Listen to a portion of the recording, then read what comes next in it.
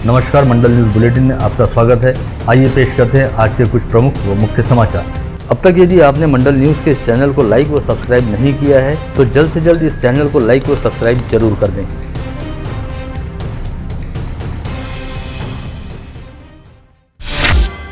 महाराष्ट्र विधान परिषद की नागपुर तथा अकोला, वाशिम, बुल्ढाना स्थानीय स्वराज्य संस्था सीट हेतु हुए चुनाव की मतगणना आज की गई, जिसमें विदर्भ क्षेत्र की इन दोनों सीटों से भारतीय जनता पार्टी के प्रत्याशी विजयी हुए हैं। इसके तहत नागपुर से चंद्रशेखर बावनकुले तथा अकोला, वाशिम, बुल्ढाना सीट से वसंत खंडेलवाल ने चुनाव जीता। अकोला, वाशिम, बुल्ढाना सीट पर खंडेलवाल का मुकाबला महाविकास आघाड़ी प्रत्याशी गोपी किशन बाजोरिया से था, जो इससे पहले लगातार 3 बार इस सीट से चुनाव जीतते आए हैं, किंतु इस बार बाजोरिया को चुनाव में हार का सामना करना पड़ा, जिसे शिवसेना सहित महाविकास आघाड़ी के लिए काफी बड़ा झटका माना जा रहा है।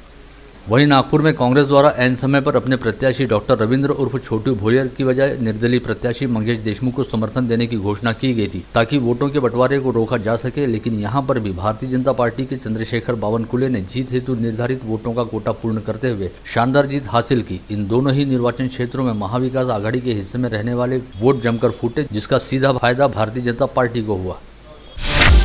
राज्य की विधान परिषद सीट हेतु स्थानीय स्वायत्त निकाय निर्वाचन क्षेत्रों से विदर्भ क्षेत्र की 2 सीटों पर भारतीय जनता पार्टी के प्रत्याशियों की जीत से उत्साहित पूर्व मुख्यमंत्री व राज्य के नेता प्रतिपक्ष देवेंद्र फडणवीस ने कहा कि भाजपा प्रत्याशी चंद्रशेखर बावनकुले व वसंत खंडेलवाल की जीत महाविकास आघाड़ी के लिए एक झन्नाटेदार झटका है। साथ ही इस जीत से यह भी साबित हो गया कि शिवसेना, राष्ट्रवादी व कांग्रेस के एक साथ आने से ही आघाड़ी प्रत्याशी की जीत निश्चित नहीं हो जाती, क्योंकि राजनीति में केवल गणित ही नहीं चलता बल्कि कभी कभी केमिस्ट्री काम कर जाती है।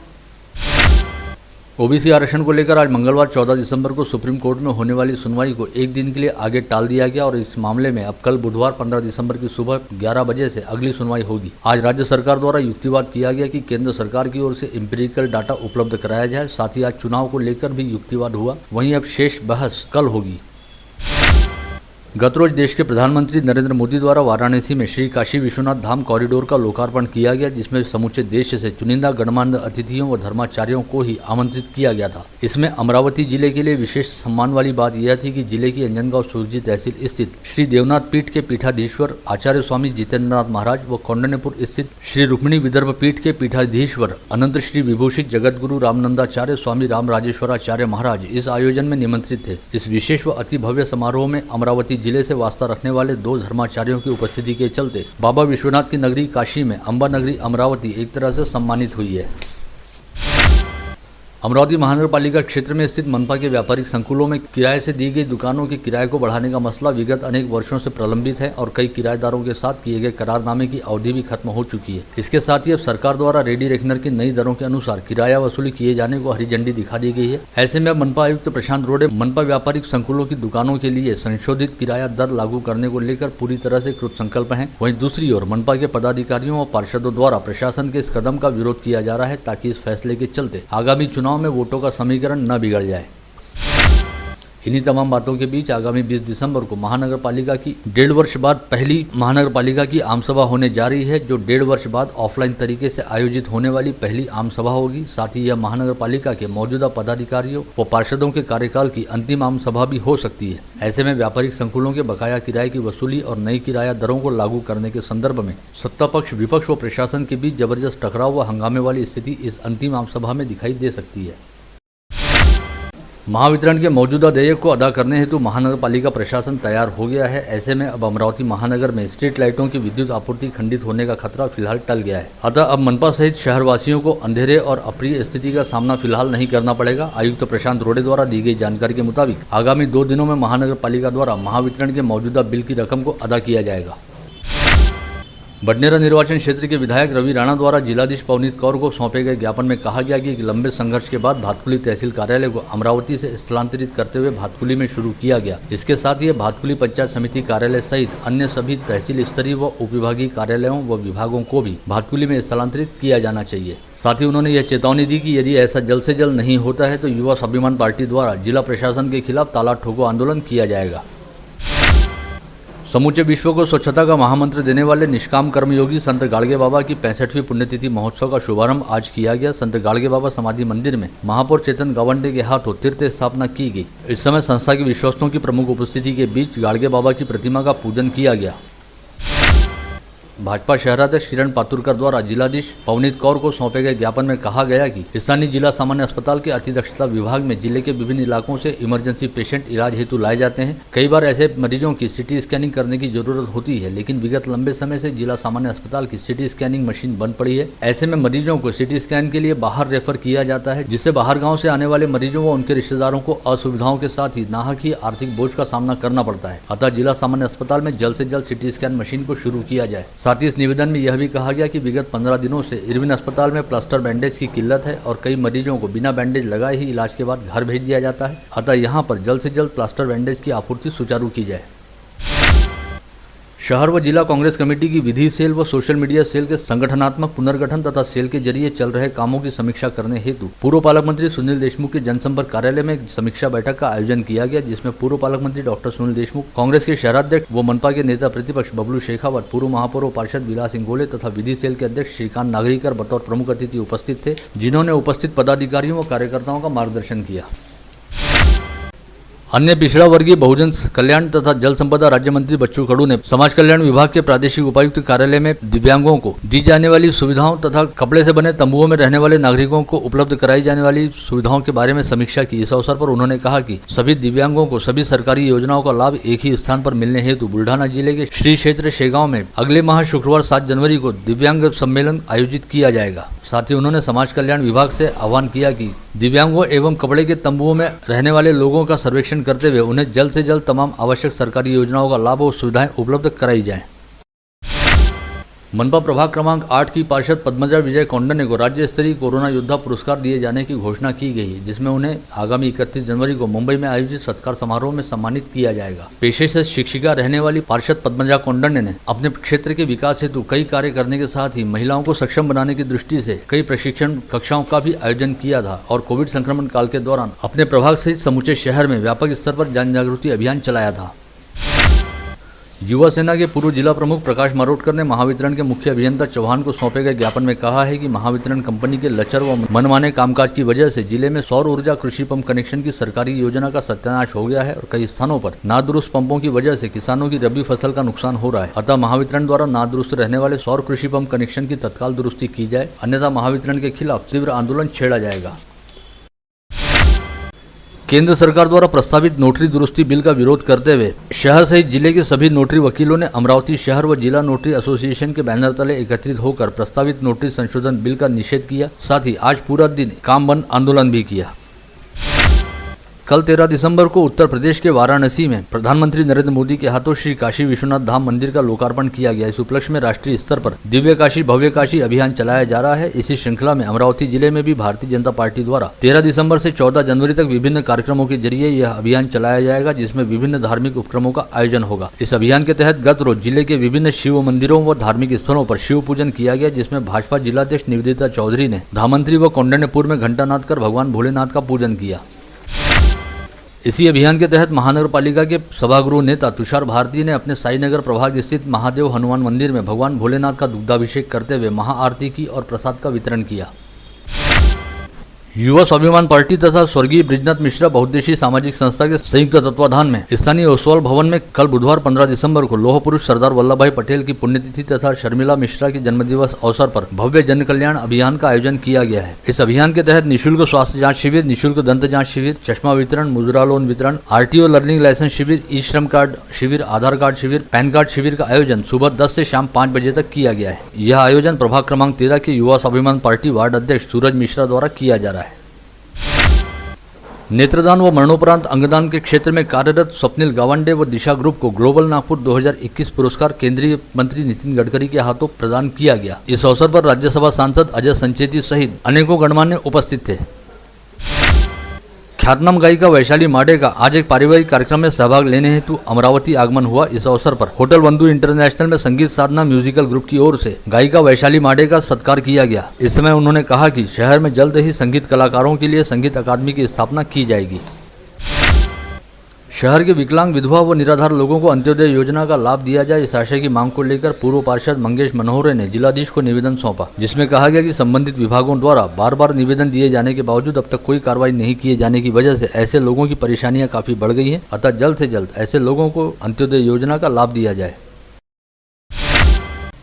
दिव्यांग बंधुओं को सक्षम बनाने के लिए प्रथम प्राथमिक रूप से 10 सदस्यीय दिव्यांग बचत समूह को बिना किसी शर्त के राशन दुकान आवंटित की जाए, इस आशय की मांग को लेकर प्रहार जनशक्ति पार्टी की ओर से आज जिलाधीश पवनीत कौर को एक निवेदन सौंपा गया। इस निवेदन में कहा गया कि दिव्यांग बचत समूहों को राशन दुकान दिए जाने से उनका रोजगार चलेगा और करीब 10 परिवारों के भरण पोषण की समस्या दूर होगी। स्कूलों व महाविद्यालयों में पढ़ाए जाने वाले पाठ्यक्रमों में श्रीमद् भगवत गीता का पाठ्यक्रम भी जोड़ा जाए, इस आशय की मांग को लेकर महिला उत्थान मंडल की ओर से जिलाधीश के जरिए केंद्र सरकार को एक निवेदन भेजा गया। इस निवेदन में कहा गया कि मैनेजमेंट का कोर्स सिखाने वाली कई विदेशी संस्थाएं अपने पाठ्यक्रमों में श्रीमद् भगवत गीता को शामिल कर रही हैं। हाल ही में न्यू जर्सी की सेटन हॉल यूनिवर्सिटी ने गीता पाठ को अनिवार्य विषय घोषित किया है। ऐसे में भारतीय शिक्षा पद्धति के तहत भी स्कूलों व महाविद्यालयों में श्रीमद् भगवत गीता को शालेय पाठ्यक्रम के साथ जोड़ा जाना चाहिए। नगर पंचायत व नगर परिषद स्तर पर कोविड संक्रमण काल के दौरान काम करने वाले आशा व समूह प्रवर्तकों को प्रोत्साहन भत्ता दिए जाने के साथ ही अन्य मांगों को लेकर आयटक की ओर से जिलाधीश को एक निवेदन सौंपा गया, जिसमें कहा गया कि कोविड संक्रमण काल के दौरान महत्वपूर्ण कार्य करने वाले आशा सेविकाओं व समूह प्रवर्तकों को उनके कामों का उचित मुआवजा नहीं दिया जा रहा। राज्य के परिवहन मंत्री अनिल परब ने विगत 1 माह से हड़ताल कर रहे एसटी कर्मचारियों को सोमवार तक काम पर लौट आने का अल्टीमेटम दिया था, जिसके बाद 13 दिसंबर को अमरावती विभाग में केवल 2 एसटी कर्मचारी हड़ताल छोड़कर काम पर लौटे। इसमें एक यांत्रिक कर्मचारी व एक यातायात निरीक्षक का समावेश है। इस तरह अब तक कुल 346 रापनी कर्मी अपने काम पर वापस लौटे हैं। वहीं दूसरी ओर 2042 कर्मचारी अब भी हड़ताल पर डटे हुए हैं। चूंकि काम पर लौटने वाले अधिकांश कर्मचारी यांत्रिक व प्रशासकीय विभागों से वास्ता रखते हैं और ज्यादातर वाहक व चालक विलीनीकरण की मांग को लेकर हड़ताल पर डटे हुए हैं। ऐसे में राज्य परिवहन निगम की लाल परी के पहिए अब भी थमे हुए हैं और जिले के आगारों में उपलब्ध 363 बसों में से केवल 12 बसों को अलग अलग रूटों पर चलाया जा रहा है, जिससे राज्य परिवहन निगम के आर्थिक समीकरण बुरी तरह से गड़बड़ाए हुए हैं। विगत 16 जनवरी से शुरू किए गए कोविड टीकाकरण अभियान के तहत विगत 13 दिसंबर तक पश्चिम विदर्भ के 5 जिलों में कोविड प्रतिबंधात्मक वैक्सीन के 1,04,43,581 टीके लगाए जा चुके थे। संभाग में 13 दिसंबर तक 69,21,484 नागरिकों ने पहला और इनमें से 35,22,097 नागरिकों ने दूसरा डोज लगवाया है। समूचे संभाग में सबसे अधिक 26,40,763 टीके अमरावती जिले में लगाए गए हैं। बीते 24 घंटे के दौरान अमरावती जिले में 3 लोगों को कोविड संक्रमित पाया गया। वहीं आज समूचे संभाग के अन्य 4 जिलों में कोई भी व्यक्ति कोविड संक्रमित नहीं मिला। इसके साथ ही विगत 24 घंटे के दौरान संभाग में 9 मरीज कोविड मुक्त हुए, जिनमें अकोला के 7 व यवतमाल के 2 व्यक्तियों का समावेश रहा। मंगरूल चौहारा पुलिस थाना अंतर्गत पारदीबेड़ा निवासी सिद्धार्थ पवार ने 25 जनवरी 2019 की दोपहर 3 बजे अपनी पत्नी सरला पवार द्वारा भोजन नहीं बनाए जाने से नाराज होकर उसके साथ कुल्हाड़ी के डंडे से जमकर मारपीट की थी, जिसमें सरला पवार बुरी तरह से घायल हो गई थी और उसे इलाज के लिए नांदगांव खंडेश्वर के सरकारी अस्पताल में भर्ती कराया गया था। पश्चात उसे इलाज हेतु यवतमाल के सरकारी अस्पताल में रेफर किया गया था, जहाँ पर 14 फरवरी को इलाज के दौरान उसकी मौत हो गई थी। इस मामले को लेकर स्थानीय अदालत में हुई सुनवाई के बाद चतुर्थ जिला न्यायाधीश S.A. सिन्हा की अदालत ने सिद्धार्थ पवार को हत्या के मामले में दोषी करार देते हुए आजीवन कारावास के साथ ही 10,000 रुपए के आर्थिक जुर्माने की सजा सुनाई। जुर्माना नहीं अदा करने पर सिद्धार्थ पवार को 1 वर्ष के अतिरिक्त सश्रम कारावास की सजा भुगतनी होगी। इस मामले में सरकारी अभियोजन पक्ष की ओर से अतिरिक्त सरकारी अभियोक्ता सोनाली सुबोध क्षीरसागर ने सफलतापूर्वक पैरवी की, जिनके द्वारा पेश किए गए सबूतों व गवाहों को ग्राह्य मानते हुए अदालत ने आरोपी सिद्धार्थ पवार को दोषी करार दिया। वरुण तहसील के पिंपलागढ़ गांव स्थित खेत के कुएं में एक साथ 2 लोगों का शव बरामद होने से पूरे तहसील क्षेत्र में जबरदस्त खलबली व हड़कंप व्याप्त है। मृतकों की शिनाख्त ईसापुर निवासी 60 वर्षीय भीमराव किशन कामले तथा उदापुर निवासी 53 वर्षीय गणेश महादेव वानखड़े के तौर पर हुई है। दोनों ही एक दूसरे के अच्छे दोस्त थे और दोनों दोस्तों की एक साथ कुएं में डूबकर मौत होने का मामला हत्या का है या आत्महत्या का, इसे लेकर जबरदस्त संभ्रम देखा जा रहा है। सिंदुरजना घाट पुलिस द्वारा मामले की सघन जाँच की जा रही है। बडनेरा, नांदगांवपेट व तारखेड़ा क्षेत्र में ऑनलाइन फ्रॉड के शिकार हुए 3 शिकायतकर्ताओं को साइबर पुलिस की टीम ने 88,601 रुपए वापस लौटाने में सफलता हासिल की है। ऑनलाइन साइबर अपराधियों द्वारा आदित्य कछवाहा, तनवीर खान एवं इरशाद अहमद खान को किसी कंपनी की डिस्ट्रीब्यूटरशिप देने के बहाने से ऑनलाइन तौर पर ठगा गया था। फ्रेजरपुरा पुलिस ने जलगांव के मुक्ताई नगर में रहने वाले भूषण ताड़े के खिलाफ शादी का प्रलोभन दिखाकर युवती को जलगांव ले जाकर दुराचार किए जाने के संदर्भ में अपराध दर्ज किया है। शिकायतकर्ता महिला व आरोपी भूषण ताड़े की जान पहचान 14 फरवरी को हेलो यू नामक ऐप पर ऑनलाइन तरीके से हुई थी, जिसके बाद दोनों के बीच परिचय का दायरा बढ़ता गया और 23 अप्रैल को भूषण ताड़े ने गाड़ी भेजकर युवती को जलगांव के मुक्ताई नगर बुलाया, जहाँ पर एक कमरे में उसे ठहराते हुए उसके साथ शारीरिक संबंध स्थापित किए, लेकिन इसके बाद उसने पीड़िता से शादी करने से मना कर दिया। बडनेरा यूनिवर्सिटी के सावता मैदान परिसर के पास स्थित कस्तूरी फ्यूल्स पेट्रोल पंप पर काम करने वाले गौरव वाठोड़कर ने पेट्रोल डीजल बिक्री की कुल 76,072 रुपए की नगद रकम लेकर फरार हो गया। इस संबंध में पेट्रोल पंप मालिक दिलीप संघई ने बडनेरा पुलिस थाने में शिकायत दर्ज कराई है। शहर के सुशील नगर परिसर में रहने वाले उमेश पुरी का होटल गैलेक्सी के सामने से अपहरण कर 3 युवकों ने उनके साथ लूटपाट। इस मामले में गाड़गेनगर पुलिस ने 3 युवकों के खिलाफ अपहरण व छीना झपटी का मामला दर्ज किया है। जानकारी के मुताबिक उमेश पुरी गोस्वामी 12 दिसंबर की सुबह गैलेक्सी होटल में अक्षय पुरी, गौरव पाटिल व अक्षय देशमुख के साथ प्रॉपर्टी को लेकर चर्चा कर रहे थे। तभी उनमें किसी बात को लेकर वाद विवाद हुआ और इसके बाद तीनों आरोपियों ने उमेश पुरी को जबरदस्ती कार में बिठाकर उनका अपहरण किया और अलग अलग जगह पर ले जाकर उनके पास रखी 15,300 रुपए की रकम के अलावा उनका मोबाइल छीन लिया। 2 दिन पूर्व राजापेट पुलिस द्वारा गोपाल नगर परिसर से चेन स्नेचिंग के मामले में लिप्त 4 आरोपियों को गिरफ्तार किया था, जिन्हें आज शाम 4 बजे अमरावती कोर्ट में पीसीआर के लिए पेश किया गया और कोर्ट ने इन आरोपियों को 17 दिसंबर तक पुलिस कस्टडी रिमांड में रखने का आदेश सुनाया है। इन आरोपियों में रोहन डीके, प्रतीक वाणी, प्रतीक काले व आयुष चांदेकर का समावेश है। पता चला है कि रोहन डीके के खिलाफ दिल्ली में भी चोरी के दर्जनों मामले दर्ज हैं और वह जेल में बंद था। जेल से छूटने के बाद वह वर्धा आया था और अपने मौसेरे भाई प्रतीक काले के साथ मिलकर झपटमारी की घटनाओं को अंजाम देने लगा। आरोपियों द्वारा चेन स्नेचिंग की घटनाओं को अंजाम देने के लिए पहले मोपेड यानी दुपहिया वाहनों की चोरी की जाती थी और चोरी के दुपहिया वाहनों पर सवार होकर वे महिलाओं के गले से चैन और मंगलसूत्र झपटा करते थे। इसी झपटमारी के चक्कर में विगत दिनों गोपाल नगर परिसर में आरोपियों में से एक का मोबाइल गिर पड़ा था और इसी मोबाइल के जरिए एक के बाद एक सभी आरोपी पुलिस के हत्थे चढ़े थे।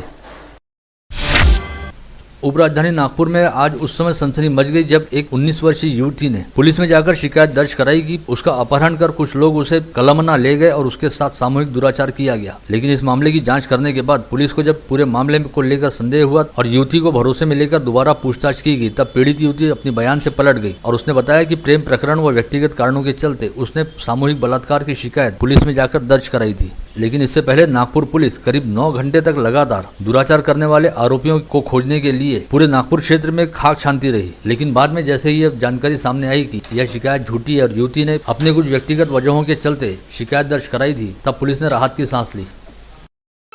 आप देख रहे थे मंडल न्यूज बुलेटिन। हमारे चैनल को लाइक करें, शेयर करें और हाँ, सब्सक्राइब करना ना भूलें। कल होगी आपसे फिर मुलाकात, तब तक के लिए धन्यवाद।